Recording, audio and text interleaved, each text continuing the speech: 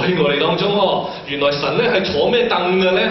唔係坐梳化，唔係坐酸枝木嘅一啲嘅古董嘅凳，佢係坐喺我哋敬拜讚美上面噶。當我哋每一個基督徒去讚美神嘅時候，神就坐喺度。哇！以後每一次我哋記住，當我哋唱歌嘅時候，神就坐喺度。寶座另外一個意思咧就係居住。當我哋去讚美神，當我哋唱歌仔俾耶穌聽嘅時候，當我哋去敬拜神嘅時候，神就喺度噶啦。當我哋唱歌嘅時候，我哋敬拜神嘅時候，神就喺我哋中間。當神喺我哋中間嘅時候咧，就不得了啦！當神喺我哋中間嘅時候咧，各樣嘅福氣都會有，各樣嘅福氣都會有。當我哋敬拜讚美嘅時候，神就同在，就會帶嚟醫治，帶嚟安慰。我哋相信弟兄姊妹都試過，當我哋唱歌、我敬拜神嘅時候，我哋會流淚。點解啊？因為聖靈感動我哋，聖靈安慰我哋。當我哋敬拜神嘅時候，神就同你喺埋一齊。神係特別咁樣好彰顯性同我哋喺埋一齊。弟兄姊妹，所以當我哋去敬拜神嘅時候咧，係好好噶，唔得唔係正係咧就要聽一個命令呢個命令咧係為咗你同埋我嘅好處。點解我哋唔去敬拜佢咧？點解我哋唔去讚美佢咧？既然係為我哋嘅好處，為咗我哋嗰個嘅益處嘅時候，所以弟兄姊妹，敬拜讚美係必要嘅事情，係理所當然嘅，因為佢係我哋嘅神，係神嘅命令，我哋要遵守，係神嘅同在，去將福賜俾我哋，我哋哇有福。去唔去攞啊？我相信冇人咧唔要福嘅。好快，第四點，點解我哋要去敬拜讚美神？哇！呢個犀利啦，擊退仇敵啊！唔使打開啦，聽我講得啦。喺聖經咧舊約聖經嗰度咧係一個嘅記載，有一次咧有敵人嚟到去打以色列喎。哇！有3個國家一齊聯合嚟到去打以色列。當時咧就係約沙法王做皇帝嘅，佢就好驚啦，點樣啊？就禁食禱告，問啦，哇神啊！而家有3個國家一齊嚟到去攻打我哋，點算呢？咁當時咧，神咧就係感動其中一個嘅先知去話俾約沙法聽，唔需要怕，神會幫助以色列嘅。咁樣點樣做咧？約沙法？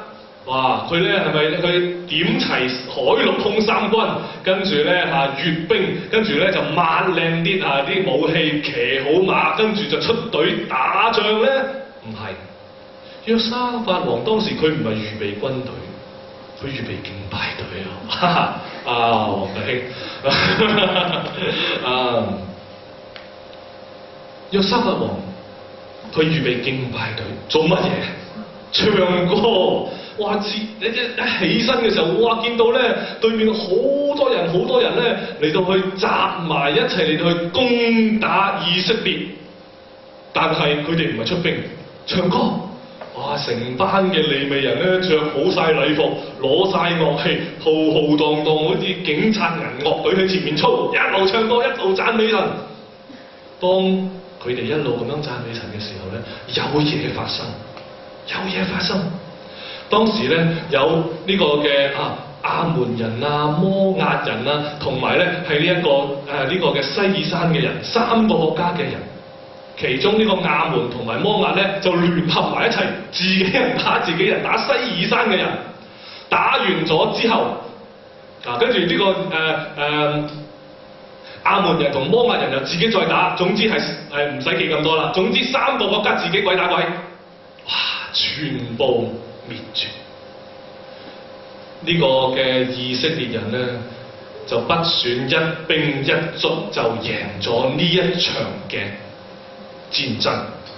好似我哋中國人咁樣有一句嘅名言，兵家名言：不戰而屈人之兵。哇！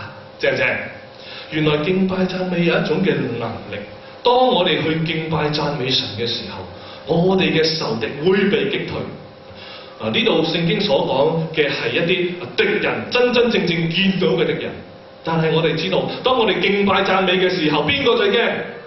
魔鬼、撒旦、仇敵係好驚我哋去讚美神㗎。當我哋唱歌嘅時候，佢就肚痛㗎啦。我唔單止肚痛，好辛苦㗎，因為佢唔中意人敬拜神。佢個名叫撒旦，撒旦嘅意思係敵擋神咁解。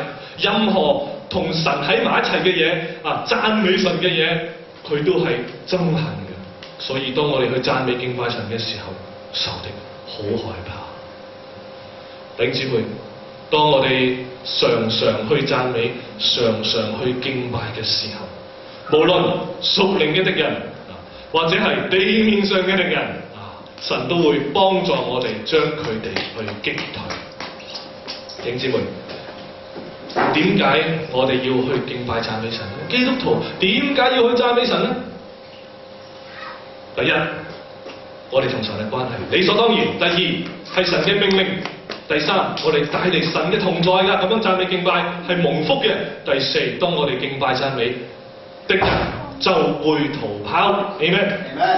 好，咁敬拜讚美嘅意義係乜嘢咧？敬拜讚美係乜嘢嚟㗎？係咪淨係唱歌就得㗎啦？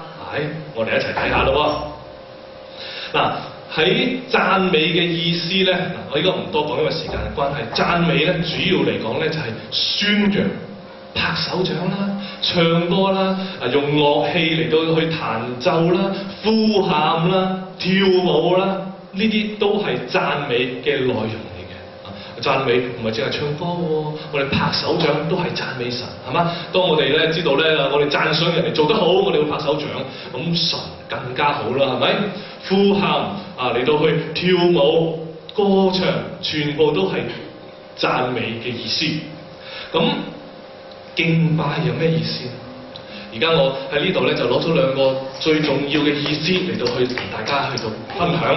第一呢個嘅英文咧其實係一個嘅希伯來文我發音唔準唔好教錯大家啦。